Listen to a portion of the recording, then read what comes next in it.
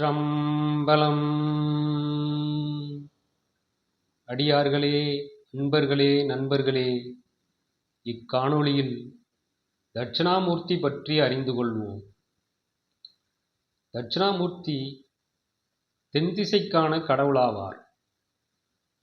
சிவபெருமானின் 64 திருமேனிகளுள் ஒன்றாக விளங்குகின்றார். தட்சிணம் என்றால் தெற்கு என்றும் ஞானம் என்றும் பொருள் கொள்ளலாம். மேலும் தட்சிணம் என்றால் பெறுதல் என்றும் பொருள்படும். ஞானக் கடவுளாக விளங்கும் மூர்த்தி தன்னை வணங்கும் பக்தர்களுக்கு ஞானத்தை தட்சிணமாக வழங்குவதால் தட்சிணாமூர்த்தி என்று பெயர் கொண்டுள்ளார். சிவத்தலங்களின் கருவறையின் தென்திசைச் சுவரின் வெளிப்புறத்தில் இவர் அருள் பாலிப்பதை நாம் காணலாம். இவர் கல்வி, இசை, ஞானம் போன்றவற்றை அருளுவதால் பரமகுரு என்றும் குருமூர்த்தி என்றும் அழைக்கப்படுகிறார். தட்சிணாமூர்த்தி கண்களை மூடியபடியே எப்போதும் தியானத்தில் இருப்பதால் சாந்தமூர்த்தி என்றும் அழைக்கப்படுகிறார். பிரம்மாவின் குமாரர்களான சனகர், சனத்குமாரர், சதானந்தர், சனாதனர் ஆகிய 4வரும் ஞானம் பெறுவதற்காக குருவினை நாடிச் சென்றார்கள். பிரம்மாவும் திருமாலும் அவர்களுடைய தொழில்களில் மூழ்கியிருந்ததால் அவர்களை விடுத்து வேறு குருவினை நாடிச் சென்றார்கள். இதனை கண்ட சிவபெருமான் தன்னையும் கண்டு அவர்கள் ஏமாற்றம் அடையக்கூடாதென்று ஆல விருட்சத்தின் கீழ் அமர்ந்து அவர்களுக்கு ஞானத்தினை பற்றிய கேள்விகளுக்கு விடையளித்து வந்தார். பின் சின்முத்திரையை காண்பித்து பிரம்மாவின் குமாரர்களாகிய 4 முனிவர்களுக்கும் அமைதியும் ஆனந்தமும் ஞானமும் உண்டாகச் செய்தார். தட்சிணாமூர்த்தி 4 கைகளைக் கொண்டு ஆலமரத்தின் கீழ் தென்திசையை நோக்கியே அமர்ந்திருப்பார். அவருடைய வலதுகால் மூலகன் என்ற அரக்கனை மிதித்த நிலையில் இருக்கும். மூலகன் என்பது அறியாமை என்னும் இருளை குறிக்கின்றது. இவருடைய மேல் வலது கையில் ஒரு ருத்ராட்ச மாலையும் ஒரு பாம்பையும் பிடித்திருப்பார். இடது மேல் கையில் நெருப்பினை கொண்டிருப்பார். வலது கீழ் கையில் சின்முத்திரையும் இடது கீழ் கையில் ஓலைச்சுவடியும் வைத்திருப்பார். இவருக்கு பெரும்பாலும் மஞ்சள் நிற வஸ்திரமே அணிவிக்கப்படுகிறது. சின்முத்திரை ஞானத்தின் அடையாளம். பெருவிரலின் அடிப்பாகத்தை சுட்டு விரல் தொடவும் ஏனைய 3 விரல்களும் விலகி நிற்கும். இதுவே சின்முத்திரையாகும்.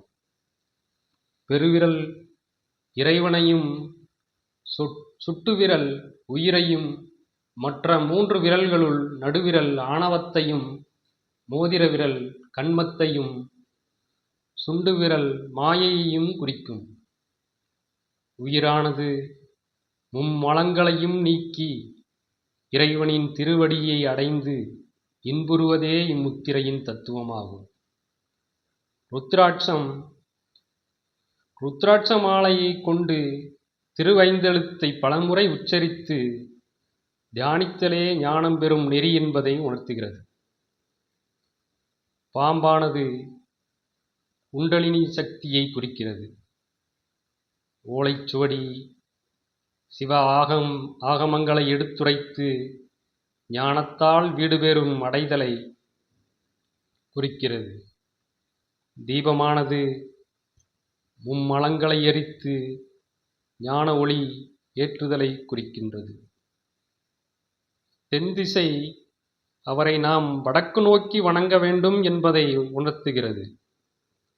இவருக்கு நல்லெண்ணெய், நெய் கொண்டு விளக்கேற்றி கொண்டைக்கடலை, வெற்றிலை, பாக்கு, பழம் படைத்தும் முல்லைப்பூ மாலை அணிவித்தும் வழிபடலாம்.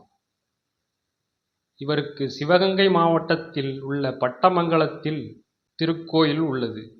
தட்சிணாமூர்த்தி என்பவர் வேறு, நவக்கிரகத்தில் இருக்கும் குரு பகவான் என்பவர் வேறு என்பதை நாம் அறிந்து கொள்ள வேண்டும்.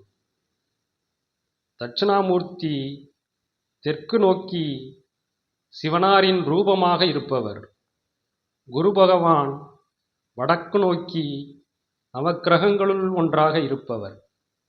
கல்லாலின் புடையமர்ந்து நான்மறை 6 அங்கம் முதற்கற்ற கேள்வி வல்லார்கள் நால்வருக்கும் வாக்கிறந்த பூரணமாய் மறைக்கு அப்பாலாய் எல்லாமாய் அல்லதுமாய் இருந்ததனை இருந்தபடி இருந்து காட்டி சொல்லாமல் சொன்னவரை நினையாமல் நினைந்து பவத்தொடக்கை வெல்வாம் என்பது திருவிளையாடல் புராணப் பாடல்.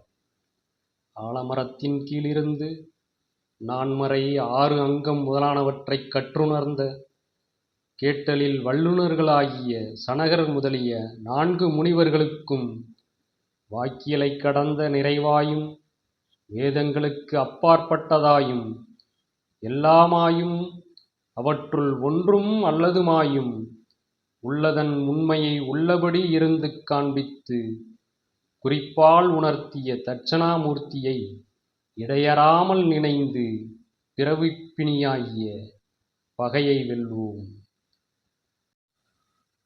அடியார்களே, அன்பர்களே, நண்பர்களே, இதுபோன்று அடியார்களின் பாடல் வரிகளை விளக்கமுடன் பார்க்க நம்முடைய சிவபுராணம் டிவியை சப்ஸ்கிரைப் செய்யுங்கள், ஷேர் செய்யுங்கள், பெல் பட்டனை பிரஸ் செய்யுங்கள். தங்களின் மேலான கருத்துக்களையும் பதிவிடுங்கள். நன்றி. திருச்சிற்றம்பலம்.